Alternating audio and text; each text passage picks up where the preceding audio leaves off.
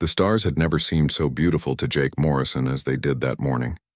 He stood on the bridge of the Frontier Dawn, watching the endless darkness of space through the viewing window. Behind him, his crew worked quietly at their stations. They were 3 months into their mission, and every day brought them deeper into unexplored territory. Jake was a tall man with gray hair and tired eyes. He had served in Earth's Navy for 20 years before taking this command. This mission was supposed to be humanity's greatest achievement. They were looking for other intelligent life in the galaxy. For the first time, humans had ships fast enough to reach distant stars. Amy Walsh sat at the science station, her fingers dancing across the holographic display. She was young, barely 30, with red hair tied back in a practical ponytail. She had dreamed of meeting aliens since she was a child. Now that dream might finally come true. "Commander, I'm picking up something strange," Amy said, her voice cutting through the quiet bridge. "There's debris ahead. Looks like a ship, but the design is nothing I've seen before." Jake moved to her station and looked at the readings. His stomach tightened. The debris field was massive, spread across thousands of kilometers. Whatever ship had been there, it had been destroyed completely. "Take us in slowly," Jake ordered. "Keep shields up and weapons ready." The Frontier Dawn moved through the debris field like a ghost. Pieces of strange metal floated past the windows. The metal was dark blue and covered in symbols that hurt to look at. Amy scanned everything, her equipment recording data that would take months to analyze. Then they found the survivors. The alien ship was small, barely larger than a shuttle. Its hull was cracked open, and atmosphere leaked from a dozen holes. But life signs showed inside. Jake ordered his crew to bring the ship into their cargo bay. The aliens were like nothing humans had imagined. They stood on 4 legs with 2 arms that ended in delicate fingers. Their skin was covered in pale fur and their eyes were large and dark. There were 5 of them, and they were terrified. Amy worked with the ship's computer to create a translation program. It took hours, but finally they could communicate with the aliens. The creatures called themselves Velcor, and their homeworld was 3 star systems away. The leader of the survivors was named Kelth. He shook as he spoke through the translator. His words came out broken and strange, but the meaning was clear enough. "You must run," Kelth said. "You must hide your world. The hunters come for everyone. They came for us. They will come for you." Jake knelt down to be at eye level with the alien. "Who are the hunters? What happened to your ship?" Kelth's large eyes filled with something that looked like tears. "They are called Krell. They have ruled the galaxy for thousands of years. They hunt other species for sport. They take some for slaves. They kill others for trophies. They found our world 50 years ago. At first they took only a few of us. We thought we could negotiate. We thought we could make peace." The alien's voice broke. Amy put a hand on his shoulder, trying to offer comfort to a creature she had just met. "Last month they came in force," Kelth continued. "They attacked our cities. They burned our forests. We tried to fight, but their weapons are too strong. Their ships are too fast. I was on one of the last evacuation ships. They destroyed the others. They hunted us through space like animals." Jake felt cold despite the warm air of the ship. "How many species have they done this to?" "Hundreds," Kelth whispered. "Maybe thousands. They keep records of every species they hunt. They keep trophies. They are proud of what they do." Before Jake could ask more questions, alarms screamed through the ship. The bridge crew shouted warnings. 3 ships had appeared from nowhere, materializing out of empty space like nightmares. The ships were enormous, each one 10 times larger than the Frontier Dawn. They were black as deep space with sharp edges and strange curves. Red lights pulsed along their hulls like heartbeats. Even through the cold metal of his own ship, Jake could feel something wrong about those vessels. "Incoming transmission," the communications officer said. Her hands shook as she worked. "Put it through," Jake ordered. The face that appeared on the screen made several crew members gasp. The Krell looked vaguely reptilian, with scaled skin the color of dried blood. Its eyes were yellow and split by horizontal pupils. Its mouth was full of teeth that looked designed for tearing meat. But worse than its appearance was its expression. It looked at them the way a cat looks at a mouse. "Unknown species," the Krell said in perfect English. Its voice was smooth and cold. "You have interfered with our harvest. You have taken our property. Return the Velcor to us and we will make your death quick." Jake stood straight, forcing his voice to stay calm. This is Commander Jake Morrison of the human vessel Frontier Dawn. We are a peaceful exploration ship. We request diplomatic discussion." The Krell laughed. It was a terrible sound. "There is no diplomacy with prey. You are new to this galaxy. You do not understand your place yet. We are the Krell. We are the hunters. All other species exist for our purpose. You will learn this truth before you die." "We don't want conflict," Jake said. "Let us go and we'll leave this sector." "Too late," the Krell said. "We have scanned your ship. We have studied your biology. Humans, that is what you call yourselves. You are now registered in the Grand Archive. The hunt has begun. Run if you wish. It makes the chase more exciting." The transmission ended. The Krell ships moved forward, weapons charging with a sound like thunder. "Get us out of here," Jake shouted. "Maximum speed." The Frontier Dawn turned and ran. Its engines pushed beyond safe limits, burning fuel at a dangerous rate. Behind them, the Krell ships followed, but they didn't fire. They were playing, letting their new prey run a bit before they closed in. Amy worked frantically at her station. "I'm trying to jam their sensors. If I can just... Wait, I'm detecting something. Commander, they tagged us. They put some kind of tracking device on our hull. They can follow us anywhere." Jake's blood turned to ice. He looked at Kelth, who sat on the floor with his people, all of them holding each other. "We need to warn Earth," Jake said quietly. "Humanity just got added to the hunting list." The Frontier Dawn jumped to faster than light speed, racing toward home with death following close behind. In the Grand Archive of the Krell Empire, a new entry appeared. Species number 1047, humans. The hunt was authorized. The harvest would begin soon. Behind them, the Krell watched their prey run and smiled their terrible smiles. They had hunted every species in the galaxy. Now it was humanity's turn. 6 months had passed since the Frontier Dawn returned to Earth with its terrible warning. 6 months since humanity learned they were not alone in the universe. 6 months since they learned that the galaxy saw them as prey. Lisa Hayes stood in the command center of Sentinel Alpha, Earth's largest orbital defense station. Through the massive windows she could see Earth below, beautiful and blue and so very vulnerable. Lisa was 45, with short black hair and a face lined by worry. She had commanded defense stations for 15 years, but nothing had prepared her for this. The holographic display showed the current situation, and it was bad. 3 outer colonies had gone dark in the last week. Mars Station reported Krell ships in their sector. The mining facility on Europa had sent a distress call before all communications stopped. "Another transport is overdue," her second officer reported. "That's the 4th one this month." Lisa closed her eyes briefly.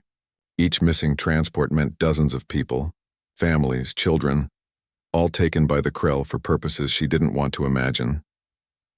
Down on Earth, in a fortified bunker beneath the Rocky Mountains, Colonel Marcus Webb studied maps and charts with growing desperation. Marcus was a military strategist, considered one of the best in Earth's armed forces. He had planned defenses against every possible enemy, except he had always imagined human enemies who fought like humans. The Krell didn't fight like anything he understood. They had shields that absorbed every energy weapon humans possessed. Their ships moved faster than anything in Earth's fleet. They attacked without warning and disappeared before reinforcements arrived. Worst of all, they didn't seem to want to destroy humanity quickly. They were taking their time, picking off isolated groups, studying human responses like a scientist studying insects. "We need a new approach," Marcus said to his assembled officers. "Everything we've tried has failed. Our weapons barely scratch their shields. Our ships are too slow. They're hunting us and we're losing." On the moon, at the Lunar Research Facility, Amy Walsh worked with a team of scientists to understand Krell technology. They had pieces of a Krell ship that Jake Morrison's crew had managed to damage during a recent engagement. The debris was small, but it was something. Amy hadn't slept properly in weeks. Dark circles marked her eyes, but she couldn't stop working. Every hour she wasted meant more people might die. She studied the strange metal of the Krell hull, the alien circuits of their computer systems, the biological samples from their weapons. Then she found something. "They're predictable," she said suddenly, making her assistant jump. "Look at these battle reports. Every Krell attack follows a pattern. They announce themselves first. They always give their prey a chance to run. They use the same attack formations. Why would they do that?" Her assistant, a young man named Kevin, looked at the data. Maybe they're overconfident? No, Amy said slowly. It's more than that. It's ritual. They're not just hunting us. They're performing a ceremony. Every hunt has rules. Every hunt follows tradition. They've documented every species they've ever hunted, and they've won every single time. They've grown arrogant. She pulled up more data, her mind racing. They have records going back thousands of years. Think about what that means. They've been the dominant species for so long that they've stopped adapting. They do things the same way because that's how things have always been done.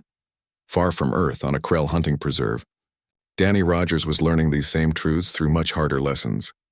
Danny had been a transport pilot, running supplies between Earth and Mars. He was 28, average height, with brown hair and a scar on his left cheek from a childhood accident. He had never wanted to be a hero. He just wanted to do his job, save money, and maybe buy a small ship of his own someday. Then the Krell attacked his transport. They killed his crew and took him prisoner. The hunting preserve was a nightmare. It was a moon that the Krell had terraformed into a giant hunting ground. There were forests and plains, rivers and mountains, and everywhere prey. Danny met survivors from dozens of species, all waiting for their turn to be hunted. Most of them were broken, hopeless. They had watched their species fall to the Krell. They knew there was no escape. But Danny also met an alien named Jetkal. Jetkal was from a species called the Gren. They looked like large insects with 4 arms and crystal-like eyes. Jetkal's people had been wiped out 30 years ago. He had been a young warrior when the Krell came. Now he was old, his shell cracked and scarred from years of surviving in this prison. You still have fire in your eyes, Jetkal said to Danny one night. They sat in a cave hiding from Krell patrol drones. Most species lose that fire quickly. I'm not going to die here, Danny said. Humans don't give up. Jetkal made a clicking sound that might have been laughter. Every species says that at first. But you intrigue me, human. You want to know why you'll fail? I'll tell you. Because you'll try to fight with honor. You'll try to be better than the Krell. That's what everyone does. What else can we do? Danny asked. Be worse than them, Jetkal said quietly. The Krell hunt according to rules. Ancient rules. Sacred rules. They give prey a chance because that makes the hunt meaningful. They announce attacks because honor demands it. They follow patterns because tradition demands it. No species has ever truly broken those rules. No species has ever fought dirty enough. Danny listened carefully. In the darkness of that cave on an alien moon far from Earth, an idea began to form. 3 weeks later, Danny did something no prey had ever done. He didn't try to hide. He didn't try to run. Instead, he studied the Krell guards. He learned their routines. He figured out their blind spots. Then he stole weapons from the guards' armory. Not Krell weapons, which were locked to their biology, but weapons taken from previous prey species. He set traps. He created diversions. When the Krell came for him during a scheduled hunt, they found their prey had become something else. Danny killed 3 Krell hunters that day. He used ambush tactics, hit-and-run attacks, and tricks that the honor-bound Krell never expected. Then he stole a Krell shuttle and fought his way off the moon. The escape was chaos. Alarms screamed. Krell ships pursued him, but Danny had learned to think like prey that refused to die. He used debris fields for cover. He flew through dangerous radiation zones that the Krell ships avoided. He transmitted false signals to confuse their sensors. Against all odds, he made it to a human patrol route. An Earth defense ship picked up his emergency beacon and brought him home. When Danny arrived at Earth, he was immediately taken to Marcus Webb. The colonel listened to everything Danny had learned. About Krell psychology, about their obsession with the honorable hunt, about their predictable patterns. They've never faced an enemy that truly fought back, Danny said. Every species they've hunted either surrendered or fought with honor. No one's ever fought dirty. No one's ever made them afraid. Marcus looked at the young pilot with new respect. You're saying we should abandon conventional warfare? I'm saying we should make them regret choosing us as prey, Danny replied. Marcus thought about this for a long time. Then he called Lisa Hayes and Amy Walsh to a secret meeting. The 3 of them, along with Danny, began planning something new. Something the galaxy had never seen. If the Krell wanted to hunt humans, humanity would become the most dangerous prey in history. They called it Operation Persistence. The plan was simple in concept, but brutal in execution. Humanity would stop trying to fight fair. They would use every dirty trick. every ambush, every psychological weapon they could imagine. They would turn human space into a nightmare for the Krell. Amy would develop weapons that targeted Krell biology specifically. Lisa would turn every space station into a trap. Marcus would train soldiers in guerrilla warfare. And Danny would teach others how to think like prey that had learned to bite back.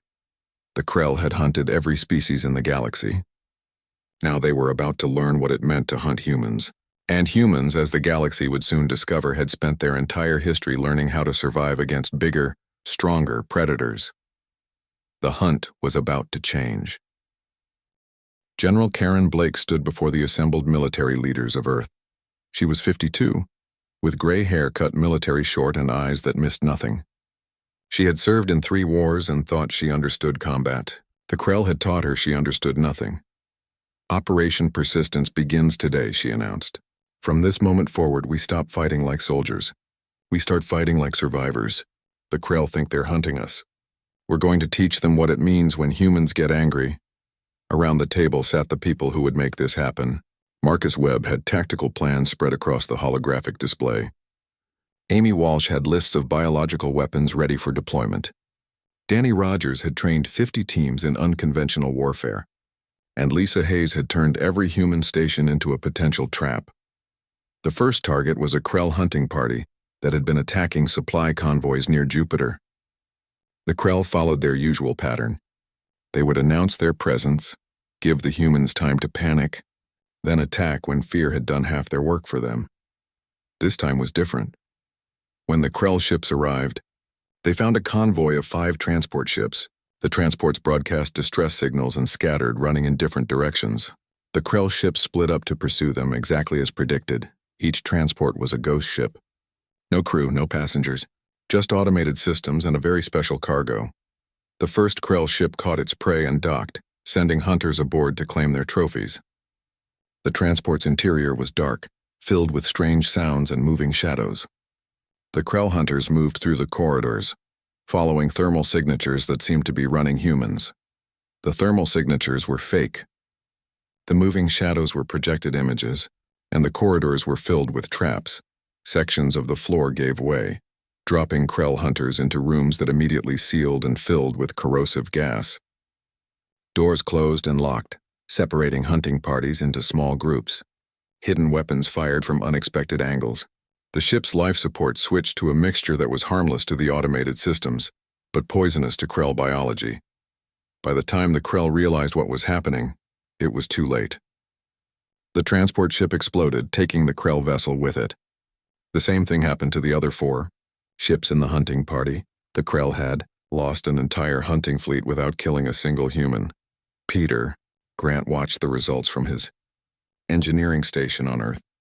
Peter was a genius with technology, a thin man with nervous hands and a mind that never stopped working. He had designed the ghost ships, and now he was already working on the next generation. They'll adapt, he said to Amy, who was reviewing the biological weapon data from the attack. We'll need new tricks next time. Let them adapt, Amy replied. Her voice was cold in a way it never used to be. Months of losing people to the Krell had changed her. We'll adapt faster. She had been working on something special, a virus that targeted Krell genetic code. Not to kill them, though she could have done that. No, this virus did something worse. It infected their computer systems, specifically their precious Grand Archive where they kept records of all their hunts. The virus would corrupt data slowly, making it look like natural file decay. The Krell would lose their trophy records, their tactical information, their entire history. For a species that lived for the glory of the hunt, this was worse than death. The next battle came at one of the outer colonies. The Krell sent a larger force this time. Wary after losing the hunting party, they approached carefully, scanning for traps. Chris Taylor waited for them with his Special Forces team. Chris was 35, built like a boxer, with cold blue eyes and a reputation for never giving up. He had been a special operations soldier before the Krell came. Now he was teaching the aliens what Earth's special forces could do. The colony looked abandoned. Buildings stood empty. Streets were silent. The Krell sent down landing parties to investigate. Expecting to find humans hiding in the buildings, instead, they found an entire colony turned into a killing ground. Chris and his teams had spent weeks preparing. Every building had firing positions. Every street had traps. The colonists had been evacuated through underground tunnels that the Krell scanners couldn't detect. What remained was a ghost town designed for one purpose: making the Krell bleed. The battle lasted 3 days. The Krell would clear a building only to face fire from 3 others. They would advance down a street only to have buildings collapse on them. They would think they had the humans surrounded only to be attacked from behind by soldiers using those same underground tunnels. Chris's teams never fought fair. They used chemical weapons, biological agents, and tactics that would have been considered war crimes in human conflicts. But this wasn't a human conflict. This was survival. On the 3rd day, the Krell retreated. They left the colony having lost hundreds of soldiers and gained nothing. It was the first time in recorded history that the Krell had retreated from prey. The victory was celebrated across human space. But Karen Blake knew this was just the beginning. The Krell would be angry now. They would escalate, she was right. The Krell hierarchy, the council that ruled their empire, held an emergency meeting. For the first time in thousands of years, they faced prey that fought back effectively. The younger Krell called for new tactics. The older ones called for overwhelming force. They decided on a demonstration. They would attack Titan Station, humanity's largest research facility, with such force that humans would learn their place. They would broadcast the attack across the galaxy as a reminder of Krell supremacy. Lisa Hayes knew the attack was coming. Human intelligence had intercepted Krell communications. She had weeks to prepare, and she used every moment. Titan Station was evacuated of all non-essential personnel. What remained was a skeleton crew of volunteers, each one knowing they might not survive. But they also knew what they were fighting for. Lisa transformed Titan Station into the most elaborate trap humanity had ever built. The station itself was rigged to explode in sections, controlled detonations that could be triggered at precise moments. Hidden weapons were installed throughout the structure. And surrounding Titan, concealed in the moon's thick atmosphere, was the largest human fleet ever assembled. When the Krell arrived, they came with 30 warships. It was more firepower than they had ever needed before. They announced their intention to destroy the station and everyone on it. They expected humans to beg or flee. Instead, Lisa Hayes responded with 2 words: "Come on." The Krell attacked, their ships moving in formation, following their traditional attack pattern. They focused fire on the station's shields exactly as predicted. That's when Lisa sprang the trap. The human fleet emerged from Titan's atmosphere surrounding the Krell ships. But these weren't ordinary attacks. Peter Grant had developed new weapons specifically for this battle. Railguns mounted on asteroids fired projectiles at a percentage of light speed. Cyber warfare teams hacked into Krell systems, causing shield failures and weapon malfunctions. And coordinated strikes hit weak points that Amy Walsh had identified through months of study. The battle was chaos. The Krell tried to retreat, but human ships blocked every escape route. They tried to regroup, but their communications were jammed. They tried to use their superior shields, but those shields suddenly failed at critical moments. When it was over, the Krell had lost 23 ships. 7 escaped, damaged and fleeing. The human fleet had lost 5 ships, and Titan Station was heavily damaged but intact. The galaxy watched in shock. The broadcast, meant to demonstrate Krell power instead, showed them defeated. Species that had been enslaved for generations saw the impossible. The hunters had been hunted. But in the Krell capital, the hierarchy made a decision. Humanity was no longer prey.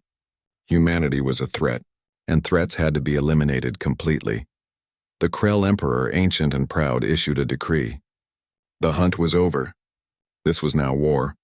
The full might of the Krell Empire would descend on Earth, and humanity would be erased from the galaxy as an example. Karen Blake received the intelligence reports with grim satisfaction. The Krell thought they were escalating to war.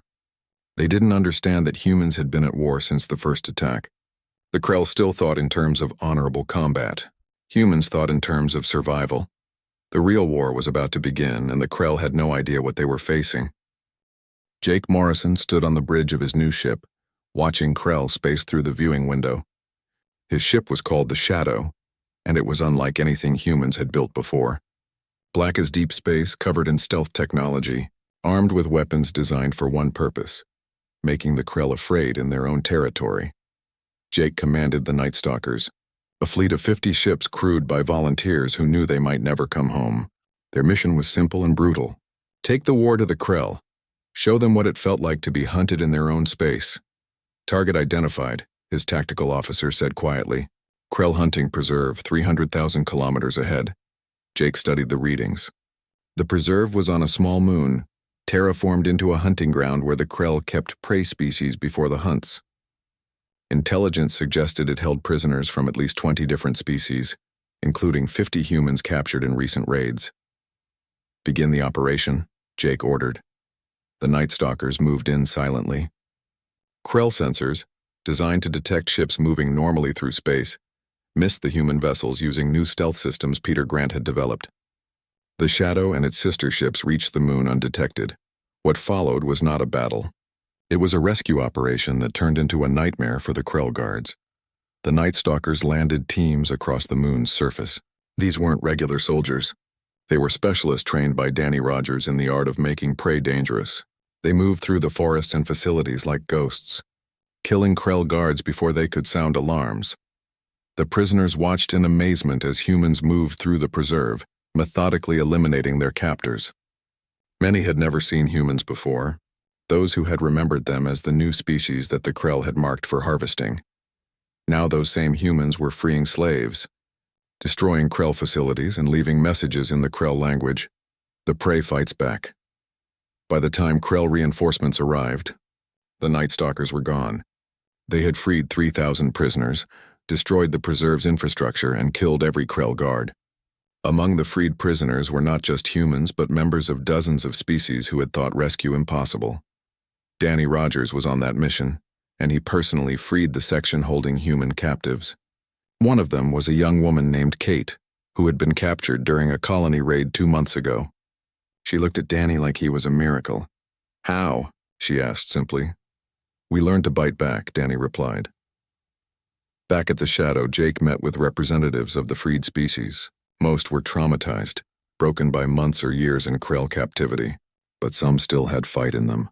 An insectoid chitter warrior named Zikich approached Jake. "My people remember humans now," Zikich said through a translator. "You freed my clan from a preserve 3 weeks ago. We wish to fight beside you." "We could use the help," Jake admitted. "The Krell are planning a major attack on Earth. We're trying to disrupt their preparations, but we're outnumbered." "Then let us even the odds," Zikich replied. "The Krell have hunted my people for 70 years. We know their tactics. We know their weaknesses, and we want revenge." Over the following months, the Nightstalkers grew. Freed species joined the fight, bringing their own ships, weapons, and knowledge. The aquatic Drell contributed biological weapons that could infect Krell food supplies. The Velcor shared their stealth technology. The Chitters provided hive-mind coordination that made complex operations flow like clockwork. On Earth, Karen Blake coordinated this growing alliance. Her operations center became the hub of a resistance that spanned multiple star systems. She received reports from dozens of worlds where former Krell prey were rising up. "We're building something new," she told her staff during a briefing. "Not just a military alliance, a galactic coalition based on mutual protection instead of domination. If we survive this war, we'll have changed the galaxy forever." Amy Walsh continued her work on biological weapons, but now she had help. Scientists from 3 different species worked with her, sharing knowledge that the Krell had tried to suppress. Together, they developed weapons and countermeasures that the Krell had never imagined possible. Her greatest achievement was a retrovirus that specifically targeted Krell data systems. It looked like normal system maintenance but slowly corrupted files in the Grand Archive. The Krell were losing their records of conquered species, their tactical databases, their entire history. And they didn't even know it was happening. The Krell hierarchy grew increasingly desperate. Their hunting preserves were being destroyed. Their supply lines were under constant attack. Species they had conquered generations ago were rebelling, and at the center of it all was humanity, the prey that refused to die. The Emperor called for the Apex caste, the elite hunters who had never failed in 1,000 years of service. These were the finest Krell warriors trained from birth in the art of the hunt. They were sent on special missions to destroy important prey or crush rebellions. Now they were sent to Earth itself. The plan was to conduct a demonstration hunt in a major human city. The attack would be broadcast across the galaxy. The Apex hunters would show the universe that even on their own world, Humans were just prey. 30 apex hunters entered Earth's atmosphere, landing in the ruins of what had once been New York City. The city had been evacuated months ago, its people moved to safer locations, but the Krell didn't know that. They saw a major human city and thought they would find easy prey. What they found was hell. Amy Walsh had turned the city into the largest trap ever built. Every building was rigged with sensors, weapons, and hazards. The streets were filled with chemical agents that were harmless to humans but deadly to Krell. The underground tunnels held teams led by Chris Taylor, waiting to strike from below. The apex hunters entered the city expecting scared civilians. They found a ghost town that fought back. Buildings exploded when Krell entered them. Streets flooded with acidic fog. Snipers fired from impossible angles and disappeared before the Krell could respond. Drones attacked from above while mines exploded from below.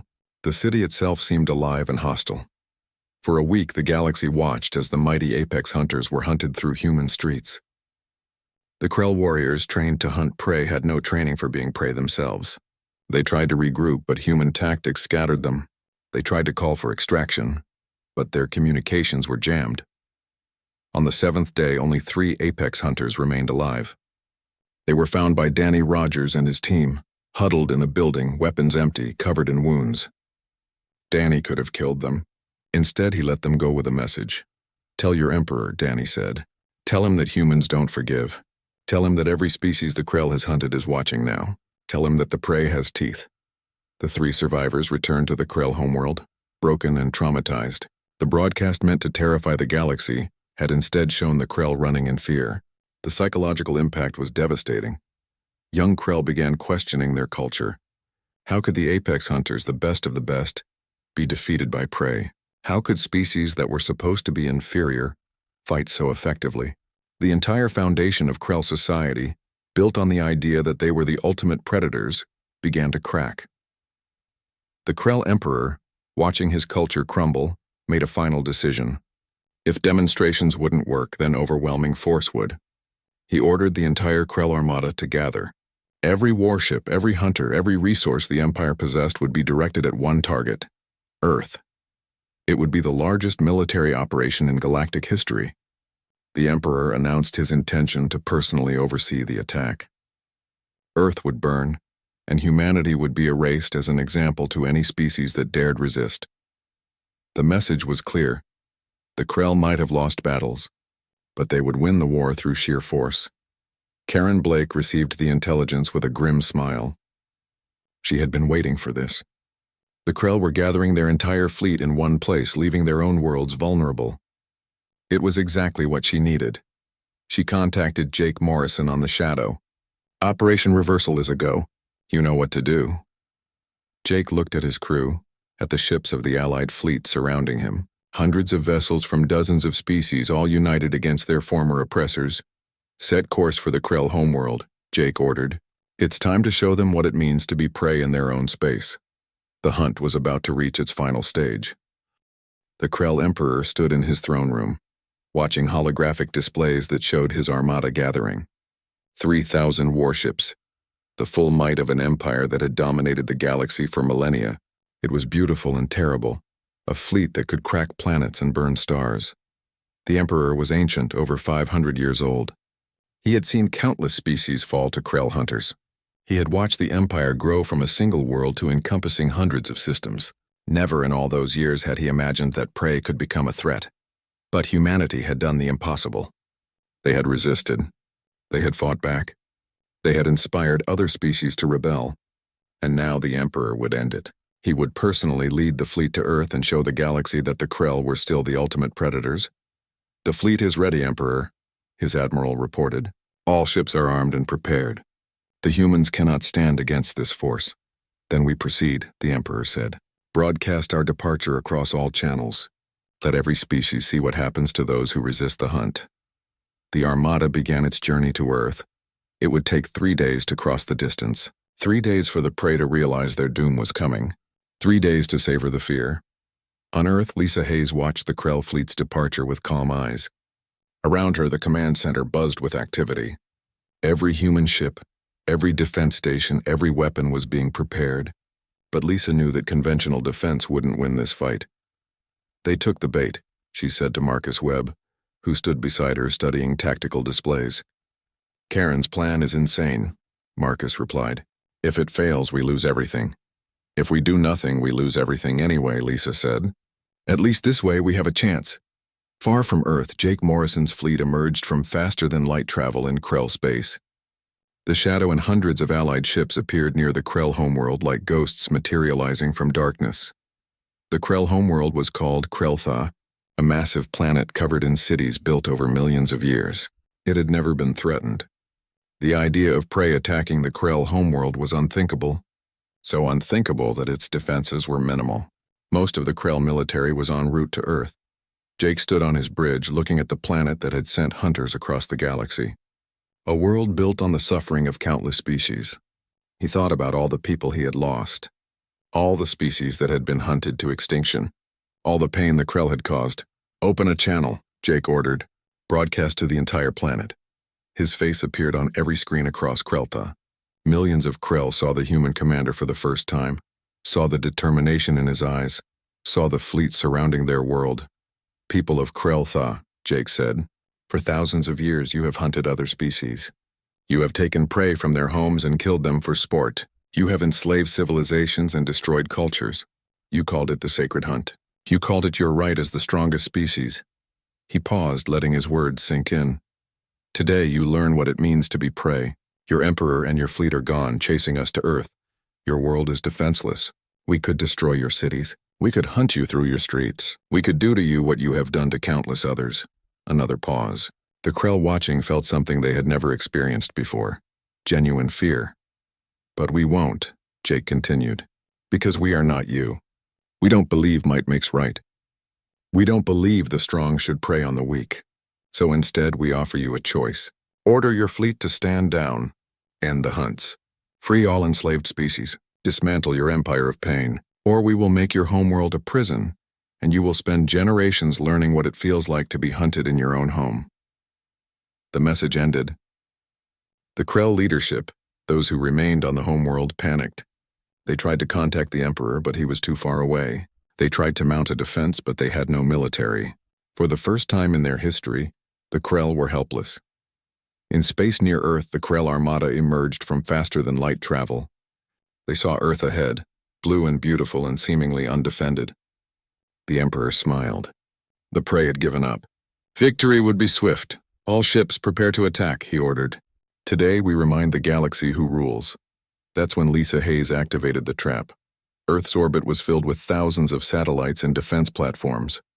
But the Krell had scanned them all and knew they couldn't stop 3,000 warships. What the Krell didn't know was that every satellite had been modified by Peter Grant's team.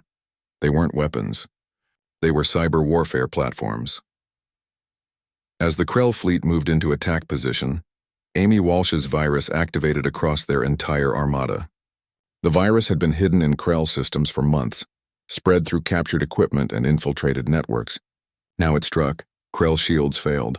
Weapon systems went offline. Navigation computers froze. Ship after ship found themselves helpless, floating in space with systems that refused to respond. The Emperor watched in horror as his mighty fleet became nothing but metal shells. Then human ships appeared. Not thousands, but enough. Ships equipped with weapons designed for disabled targets. The battle was one-sided, but not the way the Emperor had expected. Emperor, his communication officer said urgently. Message from the homeworld. They're under attack. A human fleet is threatening Krelltha. They demand our surrender.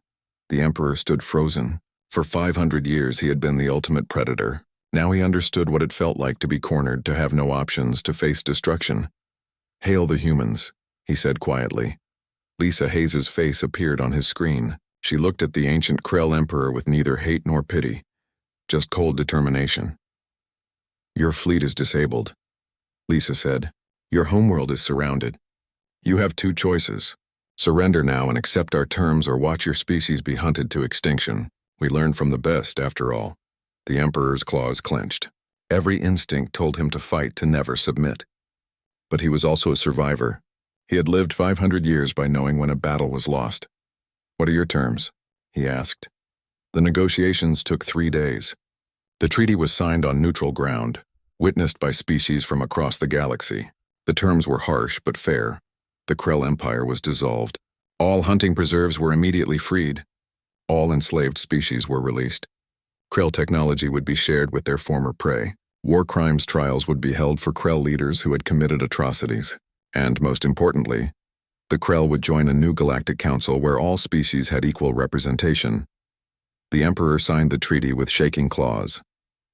The Krell had hunted every species in the galaxy. Now they would learn to live as equals. Karen Blake oversaw the establishment of the Galactic Free Council. Representatives from 100 species gathered to create laws based on mutual protection rather than domination. It was chaotic, messy, and beautiful. Democracy always was. Amy Walsh worked with scientists from across the galaxy to share medical and technological knowledge that the Krell had hoarded. She found it strange to be working beside Krell scientists who wanted to atone for their species' crimes. Some things could never be forgiven, but perhaps they could be moved past. Peter Grant helped rebuild colonies destroyed by the war. His engineering genius, combined with technology from multiple species, created wonders. Stations that could sustain thousands, ships that could travel farther than ever before, tools for building rather than destroying. Chris Taylor trained security forces for the new council. His job now was to protect all species, even former enemies. It was strange teaching Krell soldiers about peacekeeping, but the younger generation seemed eager to build something better than their ancestors had. Jake Morrison returned to Earth a hero, but he didn't feel like one.